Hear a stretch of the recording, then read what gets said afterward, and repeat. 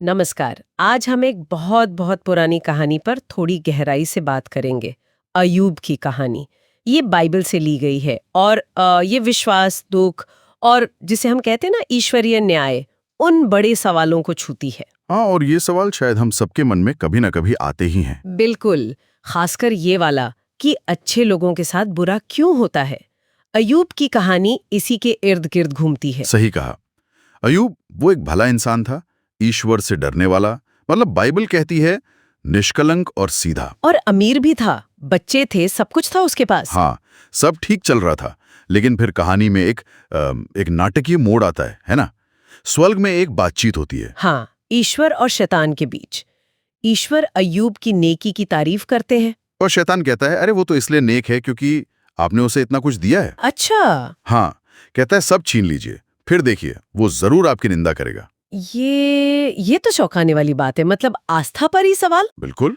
और यहीं से कहानी की असल परीक्षा शुरू होती है।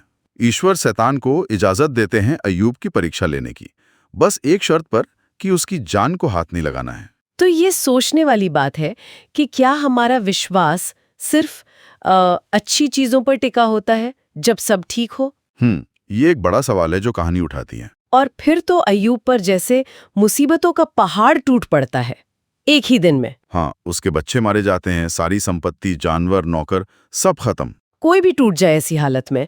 लेकिन अय्यूब का जो जवाब था वो कमाल का था। बिल्कुल। वो जमीन पर गिरकर आराधना करता है और कहता है, यहोवा ने दिया, यहोवा ने लिया, यहोवा के नाम की महिमा हो। उसने ईश्वर को दोष नहीं दिया। ये सच में असाधारण है। हाँ, ये उस विश्वास की तरफ इशारा करता है जो शायद हालात पर निर्भर नहीं करता, लेकिन शैतान का मानने वाला था। वो कहता है, ठीक है, संपत्ति गई, बच्चे गए, पर अपनी जान बचाने के लिए इंसान कुछ भी कर सकता है। अच्छा। हाँ, वो कहता है कि अब उसके शरीर पर दुख डालिए तब वो जरूर ईश्वर को कोसेगा। और फिर दूसरी परीक्षा शुरू होती है। अय्यूब को भयानक दर्दनाक फोड़े हो जाते हैं, सिर से पांव तक। इतनी पीड़ा कि उसकी पत्नी भी कहती है कि भाई ईश्वर की निंदा करो और मर जाओ।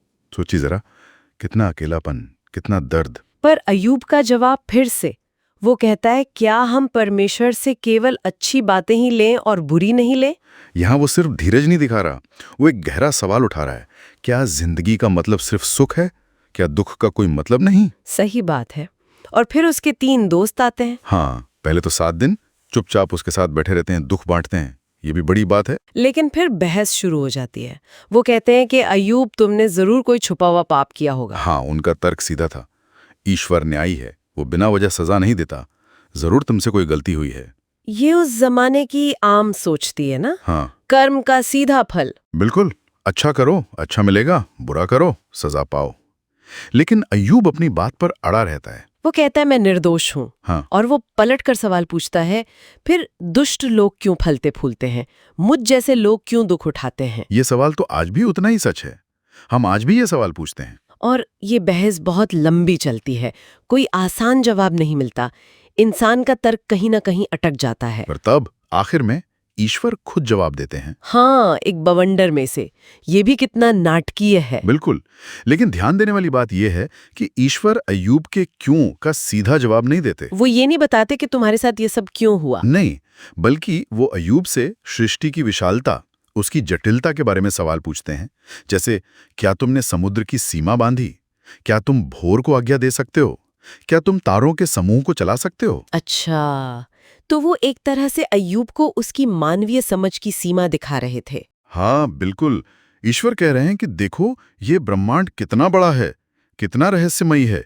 मेरी योजनाएं, मेरी बुद्धि तुम्हारी समझ से बहुत परे हैं। ये तो विनम्रता का पाठ हुआ एक तरह से। सही कहा। और अय्यूब ये सुनकर टूटता नहीं है, वो स्वीकार करता है। वो कहता है, मैंने उन बातों पर बातें की जो मेरे लिए बहुत अद्भुत हैं और जिन्हें मैं नहीं समझ सकता। हाँ, वो अपनी सीमाओं को मान लेता है। और इस स्वीकृति के बाद चीजें बदलती हैं।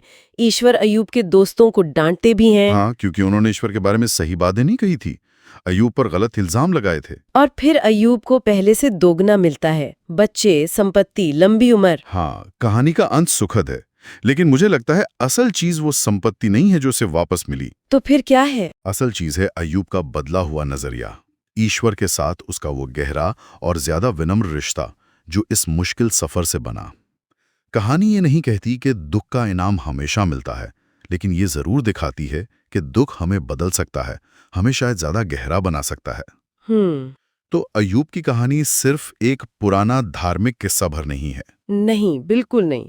ये हमें सिखाती है कि जिंदगी में मुश्किलें आ सकती हैं जिनकी वजह शायद हमें कभी समझ ना आए। हाँ, और शायद विश्वास का असली मतलब हमेशा जवाब मिलना नहीं होता। सही कहा। शायद असली विश्वास तब परखा जाता है जब जवाब नहीं मिलते पर भरोसा बना रहता है। ये कहानी उन आसान कारण और प्रभाव वाले जवाबों को चुनौती देती है ना? बिल्कुल। ये इस विचार को सामने रखती है कि दुनिया का न्याय शायद हमारे कर्मों का तुरंत हिसाब किताब नहीं है, और ये पूछती है कि क्या हमारा विश्वास सिर्फ अच्छे वक्त के लिए है या वो मुश्किलों में और मजबूत होता है। और ये हमें सोचने पर मजबूर करती है। जब जिंदगी हमारी समझ से परे हो जाती है, चाहे वो दुख हो या कोई अचानक मिली खुशी या आशीर्वाद जिसका कोई कारण न दिखे, तो उस अनुभव में बने रहने का क्या मतलब है? बिना आसान जवाबों के हम अपने अनुभवों को कैसे देखें, उनमें मायने कैसे खोजें? ये एक गहरा सवाल है जिस पर सोचा जा सकता है।